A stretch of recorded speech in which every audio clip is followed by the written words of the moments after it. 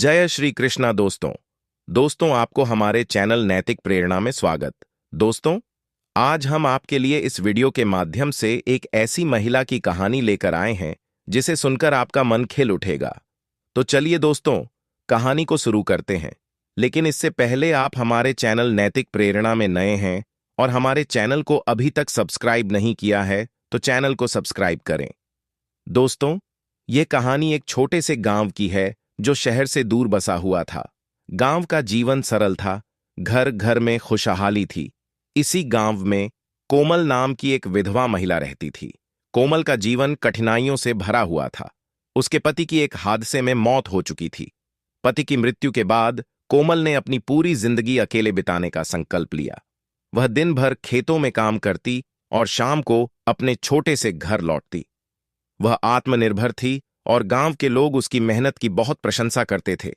लेकिन कोमल का जीवन बाहर से जितना सामान्य दिखता था, भीतर से वह उतना ही खालीपन और दर्द से भरा हुआ था।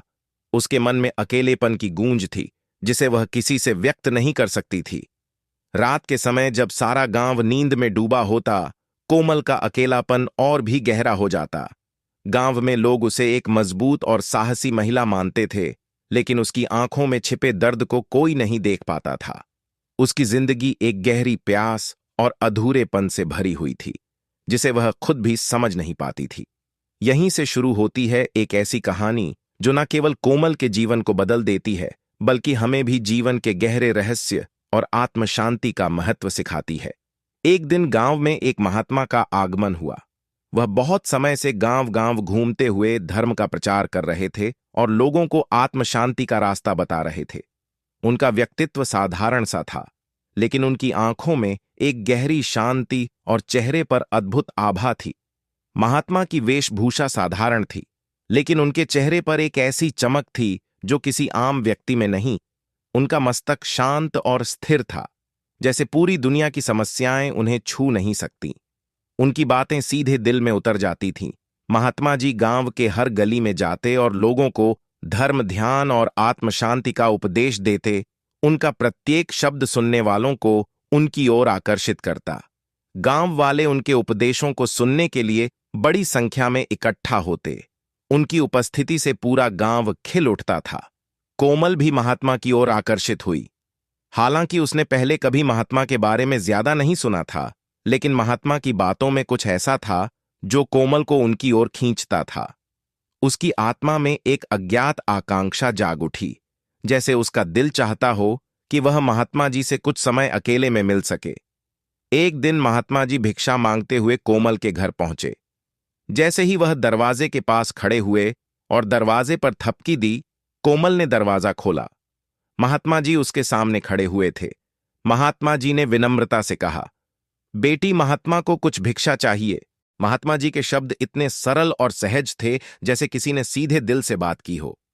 कोमल ने एक पल के लिए महात्मा जी को देखा, फिर खुद को संभालते हुए कहा, जी महाराज, कृपया अंदर आइए। महात्मा धीरे धीरे अंदर आए और बगल में पड़ी चारपाई पर बैठ गए। कोमल भिक्षा देने के लिए अंदर कुछ लाने चली गई, लेकिन उसके मन में जैसे भावों का सैलाब उमड़ पड़ा। महात्मा जी का चेहरा, उनकी शांति और वह अद्भुत आभा, सभी ने कोमल के दिल में एक अनजानी चुप्पी सी भर दी थी। वह सोचती, क्या यह महात्मा वाकई वह शांति दे सकते हैं जिसकी उसे वर्षों से तलाश थी? क्या यह महात्मा जी उसकी किसी भी बात को समझ सकते हैं जो वह खुद से नहीं कह पाती थी? अन्न की छोटी सी टोकरी उसके हाथ में थी, लेकिन उसके मन में एक बड़ी दुविधा थी। वह सोच रही थी, क्या उसे महात्मा जी से अपने दिल की बात कहनी चाहिए? कोमल ने खुद को बहलाया, लेकिन अंततः उसने तय किया कि वह साधु से अपनी मन की बात साझा करेगी। वह टोकरी लेकर कमरे में लौटी और धीरे से साधु के सामने रख दी। महात्मा जी ने मुस्कुराते हुए टोकरी लेकर अनाज अपनी झोली में डाल लिया और प्रभु को धन्यवाद कहा। फिर कुछ पल दोनों के बीच गहरी चुप्पी छा गई। अचानक महात्मा जी ने अपनी गहरी और शांत आवाज में कहा, बेटी, तुम्हारा घर बहुत शांत है। यहां आकर अच्छा महसूस हो रहा है। कोमल ने हल्के से कहा, महाराज, यह शांति सिर्फ बाहर दिखती है, अंदर का हाल कुछ और ही है। महात्मा जी ने उसकी बात ध्यान से सुनी और कहा, बेटी, मैं कुछ समझा। तुम्हारे जो भी बात है वह मुझसे निश्चिंत होकर कहो। कोमल की आंखों में एक गहरी बेचैनी थी।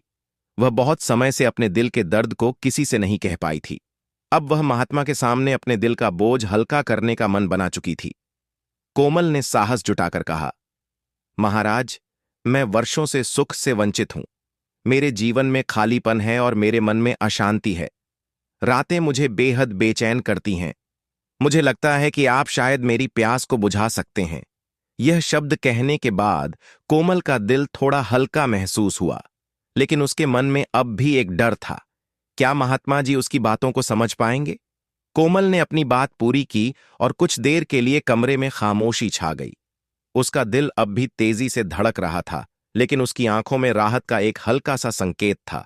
वह जानती थी कि उसने अपनी वेदना को किसी से साझा किया था, जो शायद उसकी मदद कर सकता था। महात्मा जी ने गहरी सांस ली, फिर उन्होंने कोमल की ओर देखा। उनकी आंखों में एक अजीब सी गहराई थी, जैसे वह उसको बहुत अच्छे से समझ रहे हों। बेटी, महात्मा जी ने अपनी शांत और गहरी आवाज में कहा, तुम्हारी प्यास जो तुम महसूस करती हो वह शारीरिक नहीं है। यह प्यास तुम्हारी आत्मा की शांति के अभाव से है। हम सभी इस संसार में इच्छाओं और वासनाओं से जूझते हैं। यह स्वाभाविक है, लेकिन जीवन में इससे भी बड़ा सुख होता है। वह सुख आत्मा की शांति और संतोष में छुपा होता है। कोमल ने कुछ समय तक स्वामी जी की बातों को सुना, लेकिन उसकी दुविधा फिर भी पूरी तरह से खत्म नहीं हुई थी। महात्मा जी ने उसके मन की स्थिति को समझते हुए आगे कहा, जब तुम अपनी आत्मा से जुड़ोगी, तब तुम्हारा मन शांति और संतोष से भर जाएगा। यह शांति किसी बाहरी व्यक्ति, वस्तु या स्थिति से नहीं मिल सकती। तुम्हारे भीतर पहले से ही यह शांति और सुख छिपा हुआ है, लेकिन तुम उसे महसूस करने के लिए अपनी आत्मा से जुड़ने का प्रयास करोगी, तभी वह तुम्हारे भीतर प्रकट होगा। कोमल की आंखों में एक नई उम्मीद की झलक आई। स्वामी जी ने उसे आगे समझाया, तुम ध्यान और प्रार्थना के माध्यम से अपने मन की अशांति को शांत कर सकती हो। अपने भीतर की शांति को पाने के लिए तुम्हें अपनी इच्छाओं और बाहरी आकर्षणों से मुक्त होना होगा। जब तुम अपनी आत्मा से जुड़ोगी, तब तुम्हारे भीतर एक ऐसा सुख होगा जिसे कोई भी बाहरी दुनिया नहीं छीन सकती। कोमल ने महात्मा की बातों को गहरे से महसूस किया। महात्मा जी ने समझाया कि वह सच्चे सुख की तलाश बाहर नहीं, बल्कि अपने भीतर कर रही थी। उसे एहसास हुआ कि आत्मिक शांति से ही असली सुख पाया जा सकता है, और वह इस मार्ग पर चलने के लिए तैयार थी। महात्मा जी की बातों ने उसकी सोच को पूरी तरह से बदल दिया था। उसने दृढ़ निश्चय किया कि वह ध्यान, प्रार्थना और आत्मा की शांति की खोज में लगेगी। अब वह जान चुकी थी कि उसकी प्यास का असली समाधान केवल और केवल आत्मा की शांति में ही छुपा है। महात्मा जी ने कोमल को आशीर्वाद दिया और कहा, बेटी, तुम्हारा रास्ता अब साफ है। आत्मा की शांति के मार्ग पर चलो और तुम्हारा जीवन सुखमय होगा। कोमल ने महात्मा जी की बातों को अपने जीवन में पूरी तरह से अपनाने का निश्चय किया।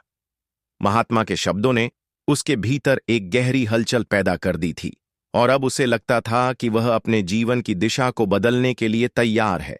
पहली बार उसने अपने दिनचर्या में ध्यान और प्रार्थना को शामिल किया। सुबह उठते ही वह कुछ मिनटों के लिए शांत बैठने लगी। अपनी सांसों पर ध्यान केंद्रित करती शुरू में उसका मन भागता रहता था, लेकिन धीरे धीरे उसने अपने मन को शांति से भरने का तरीका सीख लिया। कोमल ने महसूस किया कि जब वह प्रार्थना करती थी और अपनी आत्मा से जुड़ने की कोशिश करती थी, तो उसका मन धीरे धीरे शांत होने लगता था। वह न केवल अपने शारीरिक कार्यों को ध्यानपूर्वक करने लगी, बल्कि अपने भीतर की ऊर्जा और शांति को महसूस करने लगी। अब हर कार्य के साथ उसने एक गहरी आत्मिक संतोष का अनुभव किया। उसे अब किसी बाहरी चीज से सुख की उम्मीद नहीं थी, क्योंकि वह जान चुकी थी कि असली सुख उसके भीतर ही है। हर दिन के साथ उसका पहले जो रातें उसकी सबसे बड़ी दुश्मन होती थीं, अब वह उन रातों में भी अपने भीतर शांति का अनुभव करती। कभी कभी वह चुपचाप बैठकर आकाश में तारों को देखती और अपनी आत्मा से जुड़ी एक गहरी शांति का अनुभव करती। गांव वाले भी उसे बदलते हुए देख रहे थे। उसकी आंखों में एक नई चमक थी और उसके चेहरे पर एक अजीब सी संतुष्टि की मुस्कान होती थी। वह अब न केवल दूसरों के लिए प्रेरणा का स्रोत बन चुकी थी, बल्कि खुद भी अपने जीवन को एक नई दिशा में देख पा रही थी। कोमल का जीवन अब पूरी तरह से बदल चुका था। वह अब किसी से भी बाहरी सुख की उम्मीद नहीं करती थी, क्योंकि उसे भीतर से वह सुख मिल चुका था जो कभी वह बाहर की दुनिया में तलाश रही थी। अब उसका जीवन आत्मिक संतोष और खुशी से भर गया था। वह समझ चुकी थी कि असली सुख और शांति केवल और केवल आत्मा से जुड़ने में ही है। उसने अपने जीवन को एक नए उद्देश्य और दिशा के साथ जीना शुरू किया और अब उसे अपने भीतर के सच्चे सुख का एहसास था। यह कहानी हमें यह सिखाती है कि सच्चा सुख बाहरी चीजों में नहीं, बल्कि हमारे भीतर की आत्मा की शांति और संतोष में है। जीवन में इच्छाएं और वासना स्वाभाविक है, लेकिन उनका समाधान बाहरी वस्तुओं में नहीं, बल्कि ध्यान और प्रार्थना के माध्यम से आत्मा से जुड़ने में है। जब हम अपने मन और आत्मा को शांति से भरते हैं, तब हम सच्चे सुख का अनुभव करते हैं। यह कहानी यह सीख देती है कि जब हम भीतर की शांति और संतोष की तलाश शुरू करते हैं, तो हमारे जीवन की दिशा पूरी तरह से बदल सकती है। शांति और संतोष हमें किसी बाहरी दुनिया से नहीं मिलता, बल्कि यह हमारे भीतर ही छिपा होता है। हम जितना आत्मा से जुड़ते हैं, उतना ही हमारे जीवन में सुख और शांति का आगमन होता है। इसलिए दोस्तों, जीवन की असली खुशियां बाहर की चीजों में नहीं, बल्कि हमारे भीतर के शांति के स्रोत में है। अगर हम अपने मन को शांत और संतुष्ट रखेंगे, तो हमें असली सुख मिलेगा। अगर आपको यह कहानी पसंद आई हो, तो इसे लाइक, कमेंट और शेयर करें। साथ ही हमारे चैनल नैतिक प्रेरणा को सब्सक्राइब करना ना भूलें, ताकि ऐसी प्रेरणादायक और रोचक कहानियां आप तक पहुंचती रहे। धन्यवाद।